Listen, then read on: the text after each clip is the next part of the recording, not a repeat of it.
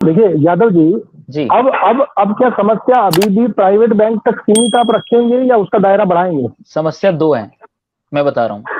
पहली समस्या निजी बैंक, और दूसरी समस्या कर्ज जो बांटा जा रहा है उसका ब्याज समाज में नहीं पहुंचाया जा रहा है, चाहे वो कॉमर्शियल बैंक के द्वारा, चाहे वो प्राइवेट बैंक के द्वारा हो या फिर और इसके लिए सरकारी बैंक जिम्मेदार के। कौन है? इसके लिए आप जिम्मेदार किसे मान रहे हैं? सरकारी नीतियां। सरकारी है जिम्मेदार। ओके, तो सरकारी नीति को बदलने की बात कर रहे हैं, सरकार की नीतियों को बदलने की बात कर रहे हैं। बिल्कुल बिल्कुल क्या संक्षेप में बता पाएंगे कि किस नीति को आप बदलेंगे और कैसे बदलेंगे? बैंकिंग व्यवस्था 100% राष्ट्रीय हो, सरकारी हो। ओके, मतलब नेशनलाइज बैंक। एक मिनट, आप बैंकों का राष्ट्रीयकरण करेंगे? 100%। क्या भूतकाल में क्या भूतकाल में बैंकों का राष्ट्रीयकरण हुआ था कभी? हाँ, 19 बैंकों का एक साथ हुआ था, 2 का एक बार हुआ था, 21 राष्ट्रीयकृत बैंक थे भारत में। होते रहते हैं। उसके बाद गरीबी हट गई थी? नहीं हटी। गरीबी हट जाती अगर वो बैंक सही तरीके से अपनी ब्रांचेस पूरे देश में खोलने में कामयाब हो जाते। काम चल रहा था भाई साहब। अरे भाई साहब, मैं आपको ये पूछ रहा हूँ कि आपने यदि प्रॉब्लम को आइडेंटिफाई कर लिया है तो वो तो ऑलरेडी एक बार हो चुका, बट उससे भी समस्या का समाधान नहीं हुआ। समाधान तो इसलिए नहीं, सुनिए, और लोग सरकारी बैंक इसलिए नहीं हो पाया ना, सरकारी बैंक क्योंकि जब भारत में 11 राष्ट्रीयकृत बैंक थे, 21 राष्ट्रीयकृत बैंक थे, उन बैंकों को युद्ध स्तर पे काम नहीं करवाया गया उनसे। अरे सर, तो युद्ध स्तर पे तो आप युद्ध स्तर की बात करिए ना कि वो कमी थी। आप ये क्यों कह रहे हैं कि बैंक कमी है? नहीं, अगर वो अपनी स्पीड से भी चलते तो अब तक तो कर लेते, लेकिन अगर सर आप जो भी मुझे रीजन बताएंगे, आपने मुझे रीजन बताया प्राइवेट बैंक। जब मैंने आपको प्राइवेट बैंक की बात की तब आपने बोला कि केवल प्राइवेट नहीं, सरकारी भी। अब मैं आपको ये कह रहा हूँ जी कि यदि ये सारे रीजन है तो उस रीजन का तो पहले किसी ने निकाला था, तो वो सोल्यूशन तो काम आया नहीं, तो अब क्या प्रॉब्लम कोई और है? सर अगर ये किसने कहा कि काम नहीं आया? ये किसने अरे सर ये किसने कहा कि राष्ट्रीयकरण बैंकों का जो सॉल्यूशन था वो काम नहीं आया? अगर काम आ गया होता सर, अगर और गति देने की जरूरत थी। अगर वो काम आ चुका होता, अरे सर सुनिए, अगर वो काम आया होता तो आपको ये मंच खड़ा करने की जरूरत नहीं पड़ती जहां पर आप ये कहते कि भाई प्राइवेट बैंक गलत है।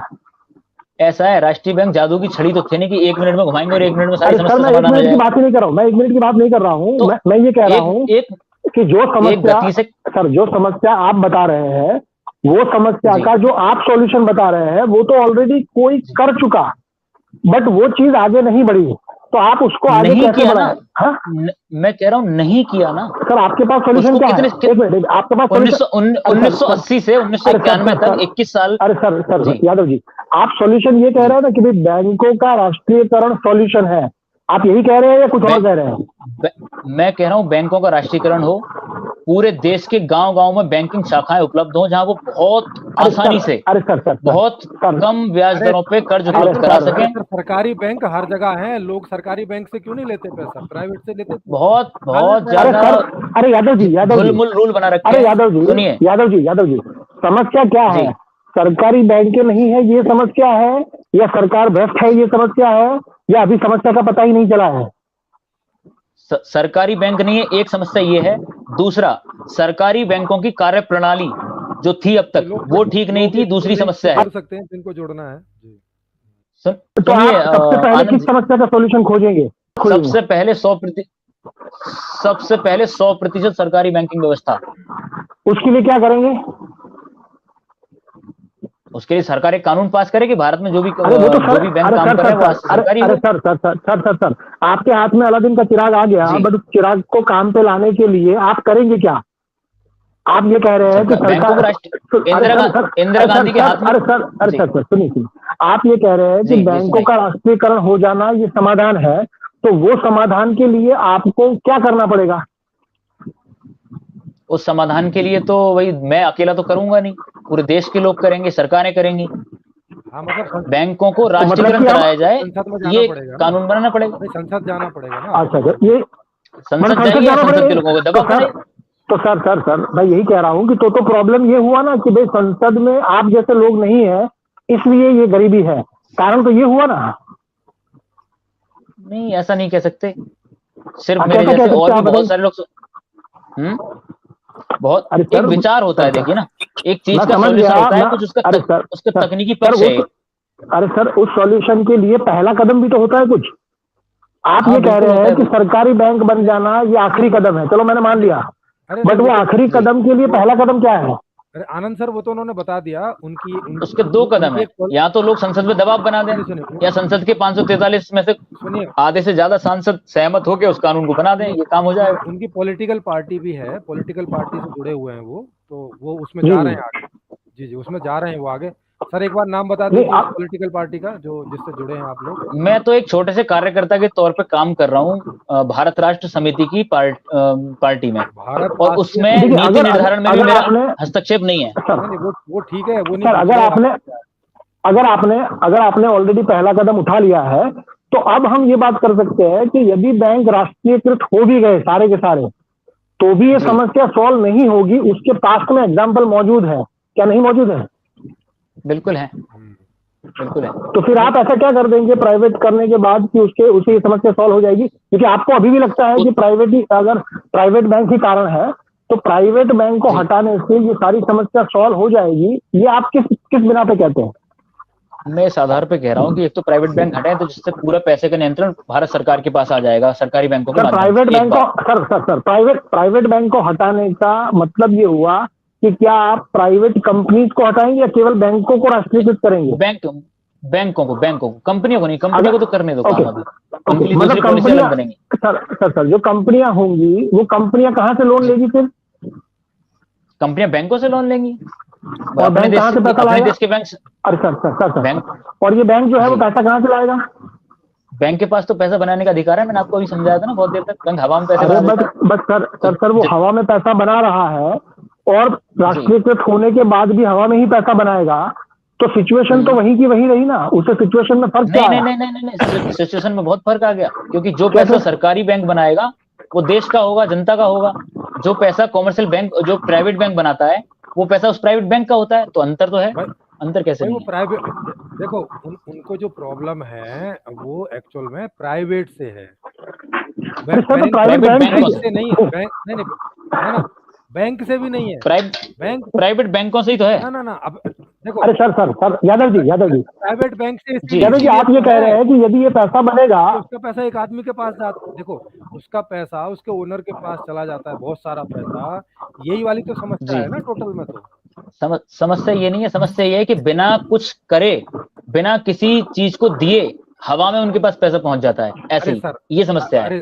एक आदमी के पास पहुंच जाता है। नहीं तो आप करना किसे कहते हैं सर? आप करना किसे कहते हैं? आनंद सर थोड़ा सा 2 मिनट मुझे दीजिए। मतलब आप ये कह रहे हैं, देखो जब बाद में सरकारी बैंक पैसे लोन पे देंगे इसी तरीके से, उससे कोई समस्या होगी? नहीं, उससे नहीं होगी। बस वो कर्ज मुक्त पैसा आपको वापस डालना पड़ेगा ब्याज का। अरे सुनिए, तो मतलब वो कंडीशन साथ में रखता हूं मैं हर बार, उसको इग्नोर नहीं कर सकते। वो बहुत महत्वपूर्ण समस्या है। मतलब अगर सरकारी बैंक भी कर्ज बांटेंगे तो उनको कर्ज का ब्याज तो पहुंचाना ही पड़ेगा मार्केट में। कहने का मतलब, अब उसे ब्याज नाम हटा दीजिए, शुल्क लगा दीजिए। शुल्क लिख दिया वहां पे, अब ये शुल्क ले रही है। चलो चलिए शुल्क मान लेते हैं, ठीक है। ये अब बैंक शुल्क ले रही है, या आपकी भाषा में बोले तो टैक्स के थ्रू ले रही है पैसा। अब वो ना ब्याज ले रही ना शुल्क ले रही, ठीक। हाँ, शुल्क से केवल बैंकों के संचालन का नहीं होता है, आप ये भी समझ लीजिए। अरे भाई, वो लाभ के रूप में भी होता है। अरे टैक्स, जब वो टैक्स लेगी तब तो, अब तो बैंक के थ्रू तो कुछ नहीं मिलेगा ना उनको। बैंक से तो वो 100 रुपए देंगी, 100 रुपए वापस आएंगे। ठीक, चलो इसको मैं समझ गया, आगे बढ़िए। आगे जो कहना चाह रहे हैं, अब वो केवल टैक्स बढ़ा देंगे। अभी जो टैक्स है उस पर और 10% टैक्स बढ़ा देंगे। ठीक है, वो मैं समझ गया। उसको आप आगे बढ़िए, क्यों ये कहना चाहते हैं? हाँ, तो अब इसका, तो अब वहां पे जो ऐसा कर देंगे तो उससे इतनी सी बात होगी कि जो सरकार के पास पैसा जा रहा है वो जनहित में ही खर्च होता है जी, और जो प्राइवेट बैंक में पैसा जाता है वो एक पर्टिकुलर, जो भी एक फैमिली है, जो भी वो बैंकों को चला रहे हैं, जो भी 1 लोग 2 लोग जो भी हैं, वो उनके पास जाता है और वो जनहित में खर्च नहीं होता। केवल यही तो समस्या बता रहे हैं आप। हाँ बिल्कुल, हाँ, यही मान लीजिए। तो अब इसका मतलब ये हुआ कि माने एक आदमी के पास जो पैसा चला जा रहा है वो समस्या है ज्यादा, क्योंकि वो जनहित में खर्च नहीं हो रहा। तो जो दूसरे जो सेक्टर हैं बाकी के प्राइवेट, वहां पर भी जो 1% आदमी के पास 70 से 80% इनकम देश की चली जा रही है, वो दिक्कत नहीं है। 70-80% नहीं जा रही। भारत का व्यापार घाटा जो है ना, अरे सर, मैं अभी भारत की बात करूं, भारत के बाहर की बात नहीं। मैं कह रहा हूँ एक प्राइवेट बैंक ले जा रहा है यहाँ से बाहर, नहीं, ठीक है, एक प्राइवेट आदमी ले जा रहा है, बात नहीं कर रहा, एक प्राइवेट आदमी ले जा रहा है, एक प्राइवेट कंपनी ले जा रही है, वो भी नहीं, ये तो कह रहे हैं। मैं वो भी नहीं कह रहा ना, आप पहले सवाल तो सुनिए, सवाल पूरा सुना नहीं ना आपने। सुनाइए। हाँ, सवाल सुन लीजिए पूरा। तो अब क्या है कि जो दूसरा प्राइवेट सेक्टर है, माने बैंक से अलग दूसरा जो प्राइवेट सेक्टर है, अब वो जो है वो भी उस पैसे को वहां कमा रहा है और इकट्ठा कर रहा है, और वो भी जनहित में खर्च नहीं कर रहा है जी। क्या ये बात एक ही जैसी नहीं है जैसा कि बैंक में वो लोग पैसा इकट्ठा कर रहे हैं और जनहित में खर्च नहीं कर रहे हैं? ये दोनों बातें एक जैसी नहीं है क्या? नहीं, ये दोनों बातें अलग अलग है। कैसे अलग है वो बताइए थोड़ा सा। ये दोनों बातें ऐसे अलग है कि वो जो प्राइवेट सेक्टर पैसा कलेक्ट कर रहा है, ठीक है, वो समाज में कुछ व्यापार कर रहा है, कुछ वस्तुएं और सेवाएं दे रहा है। हाँ, सेवा दे रहा है और वस्तुएं दे रहा है। हाँ, ठीक है, वस्तुएं दे रहा है, उसके बदले में वो कुछ ले रहा है। हाँ, तो ये ठीक है, सेवा दे रहा है बस।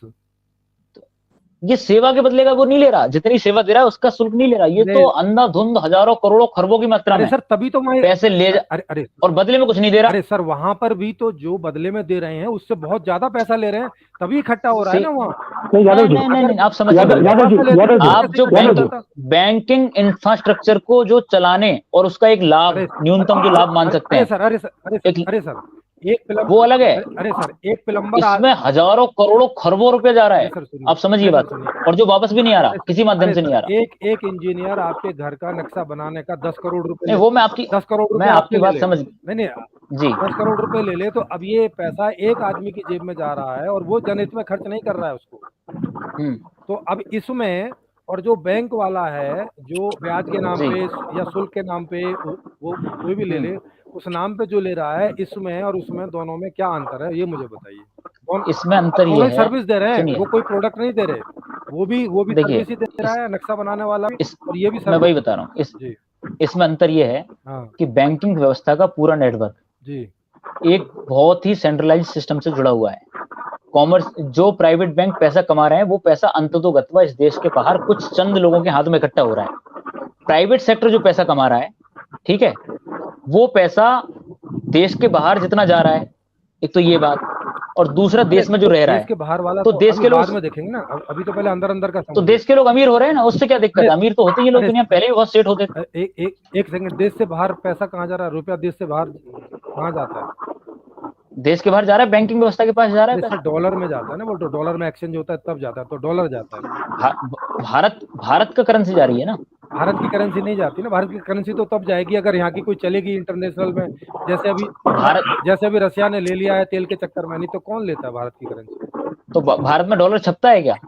अरे तो भारत में डॉलर नहीं छपता ना, लेकिन डॉलर आता तो है एक्सपोर्ट। अरे भाई साहब, तो सिर्फ उतना ही जाता है जितना आता है क्या? हाँ, तो उतना ही भारत की करेंसी जाती है ना।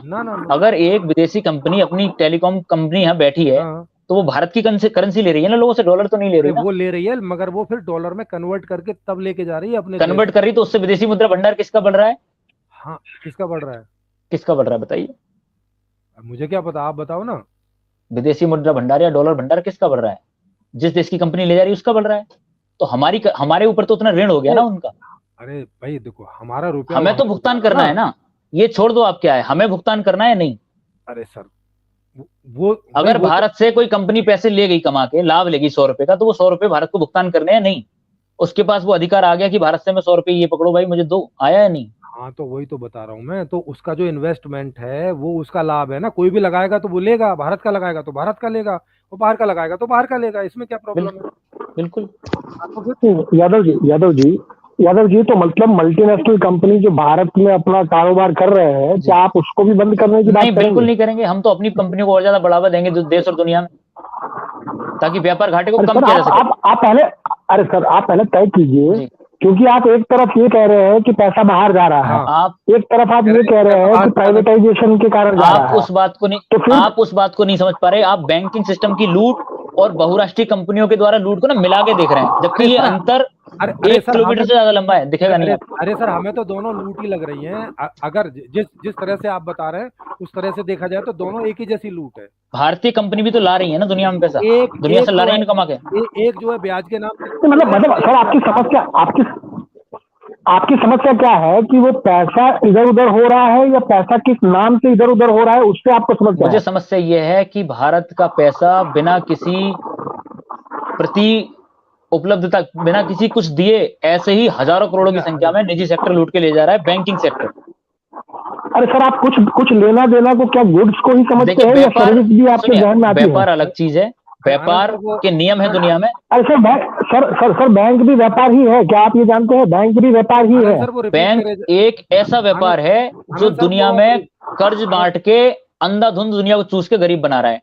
व्यापार एक ऐसी चीज है जो वस्तुएं सेवाओं के बदले में पैसा कमा रहा है। अब वो ना अपनी बात रिपीट ही करे जा रहे हैं, उनकी रिपीट ही होती है। मलिक साहब जुड़े हैं जी, मलिक जी बताइए। बैंक में और उसमें अंतर नहीं समझ पा रहे आप, व्यापार में। अरे भारत के व्यापार घाटे में और बैंकिंग सिस्टम के द्वारा भारत की लूट को नहीं समझ पा रहे आप। भाई साहब दोनों, अगर आप समझ रहे होते तो आप ये सवाल करते नहीं। मेरी बात सुनिए, भारत का व्यापार घाटा कितना है? भारत का व्यापार घाटा कितना है आप ये देखिएगा, कितने लाख करोड़ रुपए एक साल में भारत को व्यापार घाटा हो रहा है, ये समझिए। भाई साहब व्यापार घाटा जो होता है वो एक्सपोर्ट और इंपोर्ट के अंतर से होता है। हाँ, तो वो कितना हो रहा है? अरे जितना भी हो रहा हो उसमें। और बैंकिंग व्यवस्था के द्वारा लूट कितनी है? बैंकिंग व्यवस्था से उसमें कोई लेना देना उसको लेना देना कैसे नहीं है? नहीं, कोई बैंकिंग व्यवस्था इस देश से 25 लाख करोड़ की लूट करके ले जा रही है हर साल। वो कमा के लेके जा रहे हैं, जैसे आपकी कंपनी कमा के नहीं ले जा रहे हैं, कमा के नहीं ले जा रहे हैं, कमा के नहीं ले जा रहे हैं, कमा के नहीं ले जा रहे हैं। उनके पास कुछ नहीं है कमाने के लिए। वो सिर्फ षड्यंत्र तरीके से सरकार को भ्रष्ट करके, सरकार के ऊपर दबाव बना के, गलत नीति बनवा के फिर लूट के ले जा रहे हैं। भैया भारत सरकार डकैती में और व्यापार में अंतर है, मैं ये समझ रहा हूँ। भारत सरकार बाहर दुनिया के हर देश में अपना बैंक क्यों नहीं खोल देती है वहां जाके? बिल्कुल कहिए, खोले। नहीं क्यों खुद भी लूट में हिस्सेदार बने, जैसे दुनिया के बैंक लूट रहे हैं। अगर इसमें इतनी लूट मच रही है जितनी आप बता रहे हैं, है हिम्मत तो खोलो, खुलवाओ। है उतनी क्रेडिट अगर बना रखी है सरकार ने तो खुलवा दो, फायदा होगा, पक्का बता रहा हूँ, बहुत फायदा होगा। मतलब पूरे अमेरिका में अगर भारत और सरकार नहीं खोलेगी, भारत की बैंकें अगर अमेरिका में चलेंगी, यूरोप में चलेंगी, एशिया में चलेंगी, तो भारत के लोग समृद्ध होंगे, गरीबी दूर होगी, वो पैसा आएगा लुट के यहाँ। एक सेकंड, हाँ मलिक साहब बोलिए। बिल्कुल दूर होगी, उससे क्यों नहीं। जी मलिक साहब आपको आवाज आ रही है? हाँ नमस्ते सर। हाँ नमस्कार जी। हेलो नमस्कार। हाँ जी मलिक जी। हाँ मैं ये कह रहा हूँ कि ये बैंकों है जी, ये इसमें क्या हस्तक्षेप पाएंगे सर? ये तो सरकारी तंत्र, आप अपने स्तर से क्या मानव समाज कल्याण के लिए क्या जो है आप क्या कर सकते हैं, इसके बारे में आप मुझे बताएं। देखिए, हम तो जिन नीतियों के कारण भारत में गरीबी फैल रही है, जिन निजी बैंकिंग व्यवस्थाओं के कारण फैल रही है, उसको खत्म करके देश में सरकारी बैंकिंग व्यवस्था स्थापित करना चाहते हैं, जिससे देश में मुद्रा की मात्रा संतुलित रहे और पर्याप्त रहे। तो आप जो है इसके लिए हम अभियान चला रहे हैं। इसके लिए हम अभियान चला रहे हैं, देश में जागरूक कर रहे हैं, देश के युवाओं को, उनको संगठित कर रहे हैं, उनको समझा रहे हैं कि ये षड्यंत्र क्या है जो भारत से हजारों करोड़ों लाखों करोड़ रुपए दिन रात लूटा जा रहा है और जो उनको गरीब बना रहा है। ये समझा रहे हैं हम लोग उनको, और इस विचार पे उनको संगठित कर रहे हैं कि इस लूट को होने को रोको और भारत को दोबारा से एक समृद्ध देश बनाओ। तो कितने लोगों को आप जो है जागरूक कर पाए हैं और कितना बड़ा आपका जो है ये चयन है जो कितने लोगों की जो है कि मैं जानना अभी देखिए, देश के लगभग सभी राज्यों के सभी जिलों से कुछ कुछ लोग जुड़े हैं, जो हिंदी भाषी राज्य हैं उनसे बहुत ज्यादा जुड़े हुए हैं, और ऑनलाइन भी बहुत सारे लोग जुड़े हैं, और सक्रिय रूप से भी बहुत 100 के आसपास युवा देश भर में हमारे कार्यरत हैं। और तीसरा, हम एक राजनीतिक पार्टी से भी जुड़े हैं, क्योंकि उस राजनीतिक पार्टी ने वायदा किया है।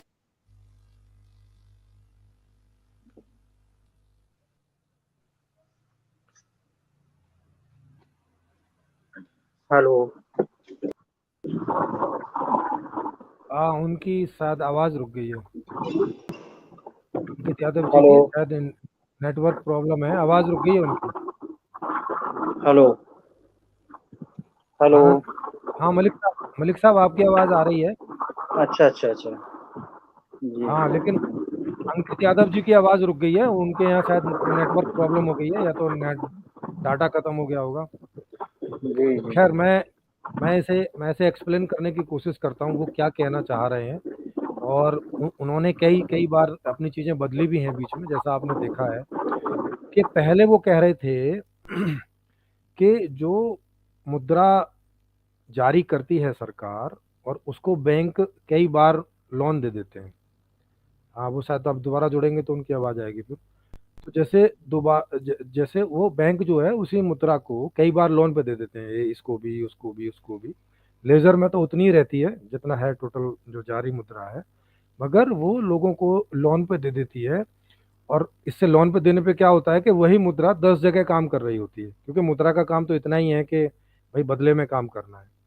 लेकिन इनका जो सवाल रहता है वो ये रहता है, अगर आप इनकी किताब है बैंकों का मायाजाल वो पढ़ेंगे तो उसमें इनका एक ही सवाल है मात्र, ये तो अब वो ये है कि भाई जैसे 100 रुपए बैंक ने आपको दिए और वो 10 रुपए ब्याज पे आपसे ले रहा है, मान लिया 1 साल के, तो आपको उसे 110 रुपए जो है वापस देने पड़ेंगे। ठीक है।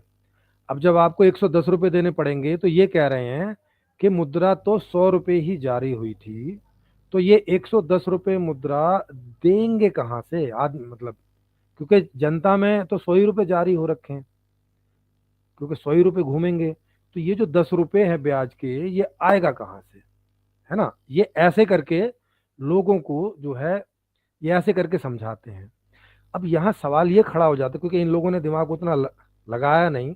अब आज जब इनसे सवाल जवाब हो रहे हैं तो अब इनकी समझ में आया कि भाई साहब उसे ब्याज ना बोल के सुविधा शुल्क भी बोला जा सकता है, टैक्स पे पैसा बढ़ा के भी लिया जा सकता है। वो तो 10 रुपए लेने हैं जनता से, जैसे मर्जी ले लो, ब्याज बोल के ले लो कि भाई साहब इसका नाम ब्याज है, या सुविधा शुल्क ले लो, या टैक्स करके बढ़ा के ले लो, या और कोई 10-20 दूसरे नाम ढूंढ लो। चुक चुक टैक्स है भाई साहब, एक चुक चुक टैक्स बढ़ाया जाता है। जैसे कभी एक एजुकेशन टैक्स बढ़ाते हैं ना, जैसे सेस बढ़ाते हैं, तो भाई साहब ये हमने ये जो है एक सेस बढ़ा दिया 10%, और अब आपको मुद्रा जो है वो बिना ब्याज के मिलेगी। लेकिन अब आपको जो जो आप हर रोज 200 रुपए का सामान खरीद रहे थे, अब आपको मतलब जो साल भर में आप 200 रुपए का सामान खरीद रहे थे, अब 220 रुपए का सामान आपको वो मिलेगा, माने 20 रुपए अब हम उस सामान के जरिए आपसे ले लेंगे। तो अब इससे कोई फर्क तो पड़ता नहीं है, क्योंकि आप जो है किसी भी नाम से